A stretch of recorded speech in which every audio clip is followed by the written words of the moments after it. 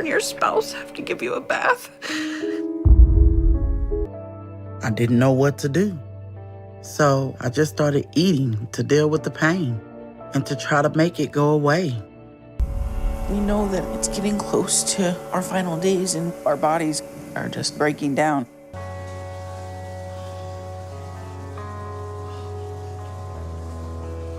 Being obese is one of the worst. Sean, 26, can barely move due to his giant body, relying entirely on her mother. Poor man can't kick off his morning except waiting for his mother to help him. Despair comes to a close end here. No? Just totally be taken care of from head to toe. You know, everything has to be done for him.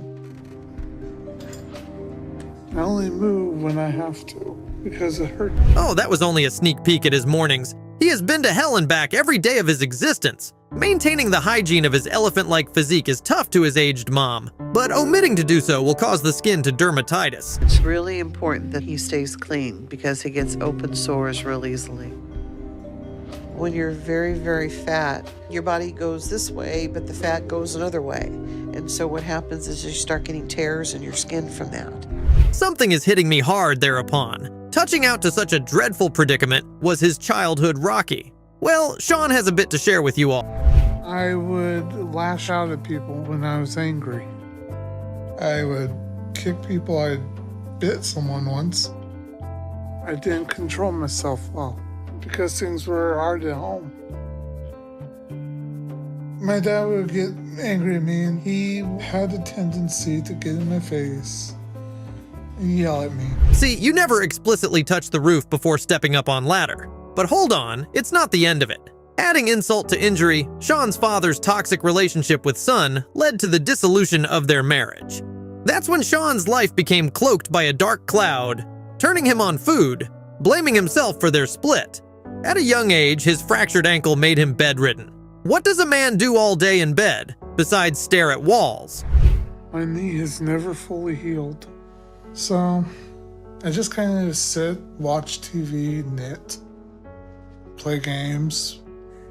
Food is his sole source of solace for Sean. Despite being aware that it's hazardous for him, his mother, brimming with maternal affection, consistently satisfies his demands. This love, well, it's like a deer snagged in headlights. The food that I love to eat and the addiction that I now have is killing me. And I know I'm almost out of time.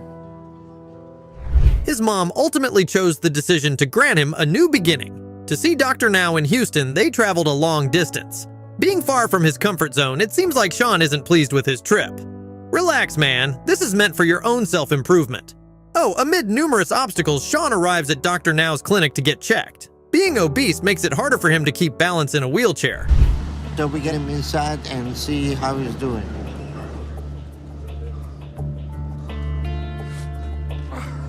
Please stop. I can't go any further. Stop. It's obvious that he is upset with what he has to endure at the hospital considering the misery in his eyes. Anyhow, the doctor recommended weighing him prior to any treatment. You are going to be surprised with what transpired next.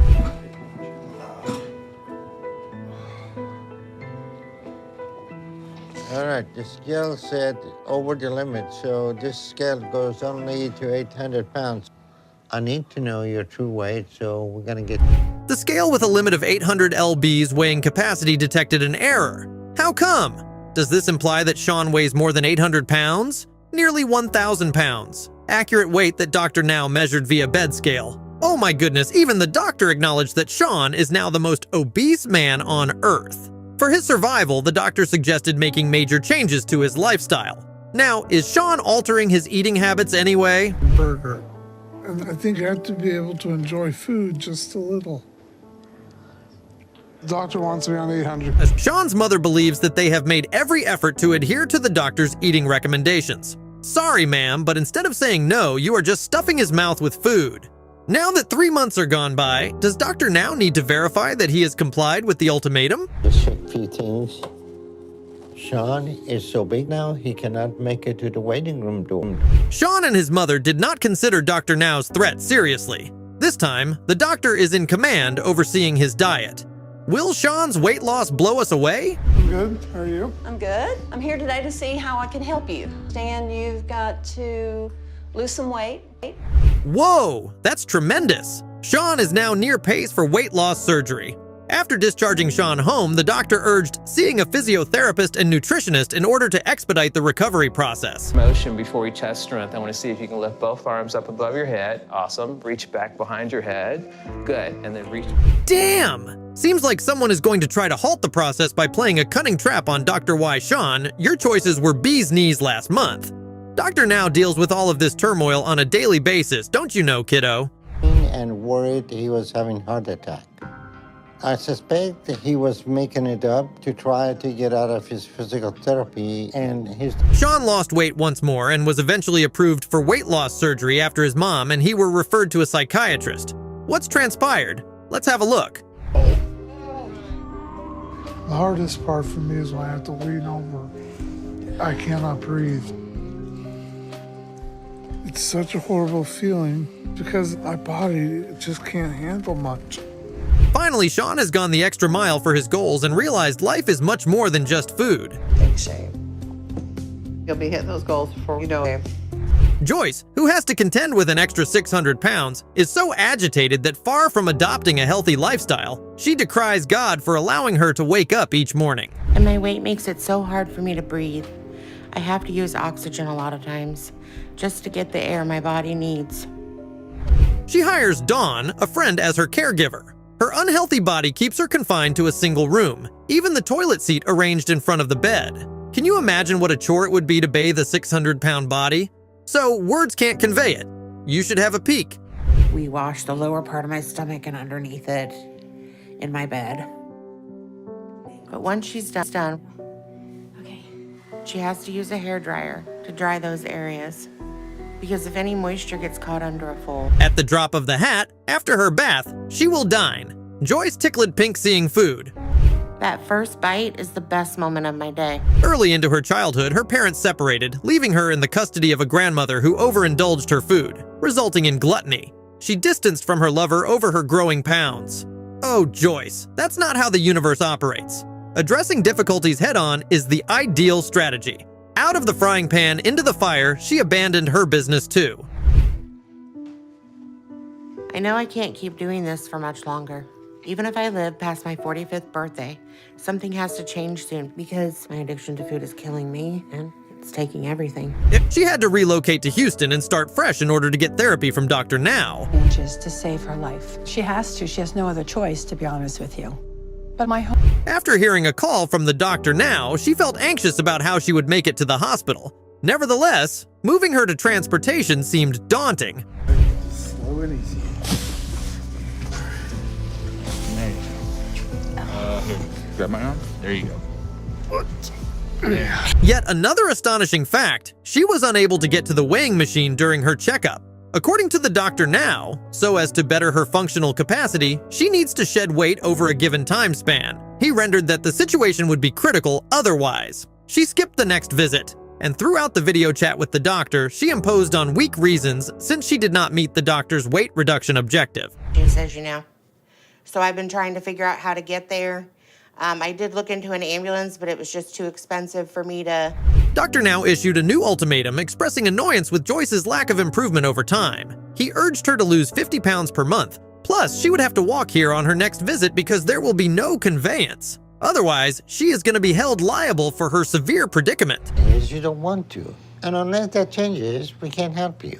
If you have a medical emergency, we'll treat you. But I hope you wake up before that happens. What do you think Dr. Now will assist her to adapt to a healthier, happier, and longer life? Or will Joyce and her silly justification stick around for her subsequent visit? myself. And my mom's been coming down every month to help me and encourage me. Yeah. Good job. Very good. I still haven't worked up the courage to talk to her about things. 36 years old, Samantha weighs nearly 1,000 pounds, finds herself in a perilous dilemma.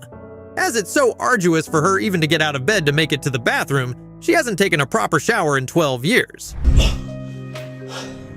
Right now, I live by myself in a one-bedroom apartment on the second floor.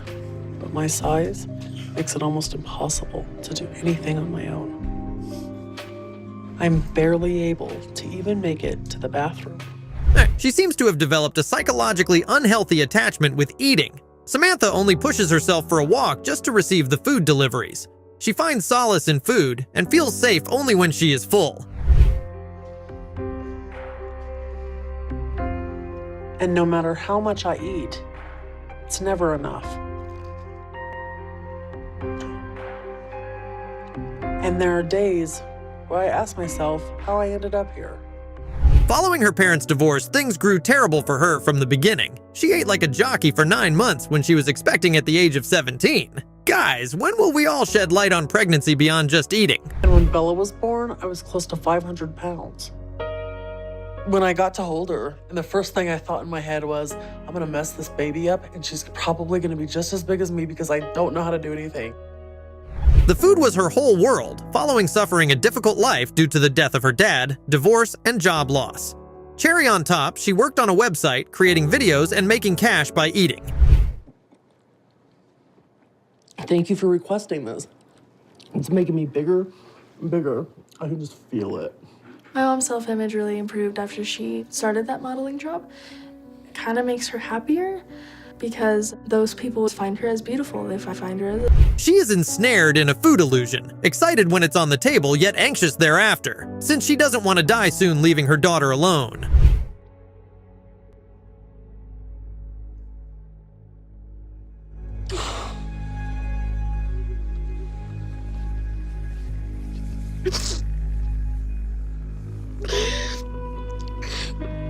Samantha experienced a sharp pain in her chest one day and needed to call 9.1.1 for rescue. See how Samantha got her from the second floor to the ambulance when the crew came. I'm right in front of you. Let's do it. Focus on me. Come on, focus on me. Which leg's coming first? There we go. Good. One more step, another step, one more step. Come on. I know, it hurts. I know. I'm sorry. For 6 weeks, she was admitted to the hospital. Although the body she is carrying is alarming to execution, Samantha was out of danger for chest pain. Another issue now emerged. She had gained weight touching 1,000 pounds. At this point, she consulted a doctor now. Fretting about her, the doctor counseled her to stick to a nutritious diet of 800 calories that included as many fruits and vegetables as possible. However, Samantha seemed to falter even before the process commenced, sobbing uncontrollably when she realized she would have to give up eating, which was her way of coping. I don't know what I am without food. I'm sorry.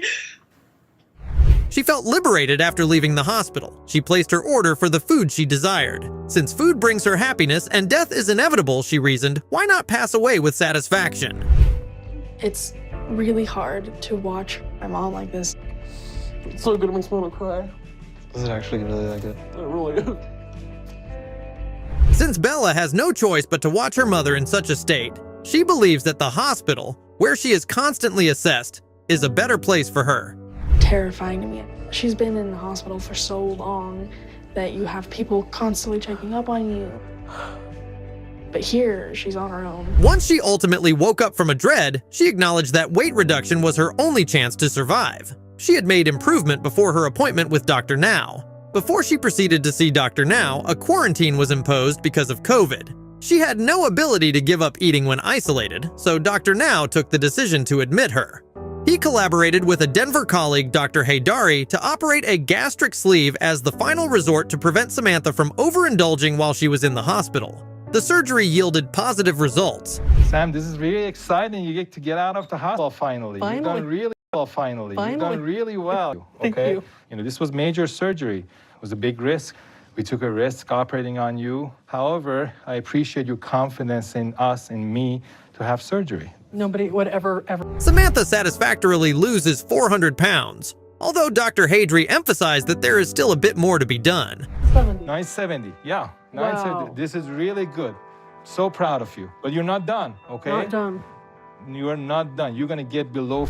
Melissa has alienated her from the outside world as a consequence of her bulky size. The worst part for her entails getting out of bed and cleaning herself. Because at my size, at my weight, you purposely avoid everything that brings your awareness to how you appear to other people. And that's how I've tried to live for years. But no matter how hard I... As there was no one around assisting her, she dragged herself to take bath, yet unable to clean properly. Being fully conscious that she is not unlike normal people and that the food obsession will eventually cause her to perish. Food is her getaway from all of her struggles bare from having to confront them head on. To feel. Food feels for me. It fills you up from what you feel empty inside.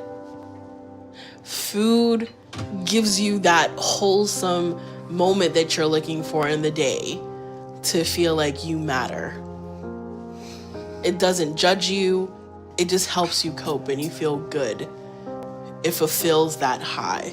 The only problem with food is... From growing up, she has told her own tales of how she came to have an attachment with food. As she gained size, she considered her mother accountable. When she was a kid, her mom chastised her for being overweight. Then, feeling guilty over it, she offered her more food. Ultimately, Melissa gained almost 250 pounds at the age of 12. To really point out my size, my mother would constantly comment on my weight. Like, she would say, "You're fat, you're a girl, you're supposed to be attractive." Despite her tenuous connection with her mom, Melissa had an emotional connection with her father. However, after his parents divorced, she faced depression as an outcome of her father's absence, resulting in her overeating. This is not where her ordeal ends. She was 15 when her life took an abrupt turn. When I got into high school, I started dating someone. And when I was 15, I got pregnant. Her medical issues and anxiety were prompted by her mother's insistence to abort the kid she was having with his lover. So I went back to food to cope with the pain, and I started getting bigger.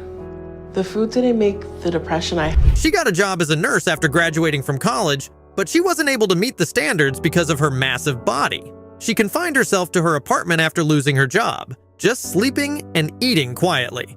Consequently, the incidents that occurred to her from childhood to puberty led her to establish negative behavioral dynamics. Her soul buddy, Shay, visits her every day and brings her favorite food. When I have food, I have happiness. So how do you give up happiness, even though you know what's killing you? I know how I eat is killing me. And if I don't change, I'm going to die. And what scares me most about my life right now is not waking up, not being able to live it. Melissa was knowing that her weight gain and dependency on food were gradually killing her. Will she spend the rest of her life confined to that scenario, or would she awaken to lead a life of wellness? And I know life is not supposed to be fair, but there's some things that are. So I know I have to do.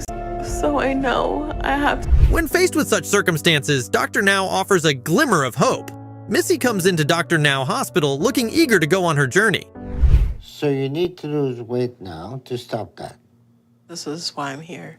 You're here because you need some help, right? Yes. So what are you... Considering you cannot get an omelet without breaking an egg, her decision to live a healthier life is lovely, and it reflects immense maturity. Because Dr. Now advised that I should exercise at least twice a day. And those exercises involve my upper and lower body. So I do these band stretch exercises for my upper body and It's her second appointment to Dr. Now, and he got on the weigh scale, anxious to see if her efforts would pay off. 592 to 532 by today. 548. Really? Yes, ma'am.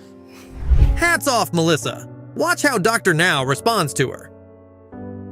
To see that, you've been honest with yourself about that. So that's positive, and losing 44 pounds is also a positive achievement. So you're showing me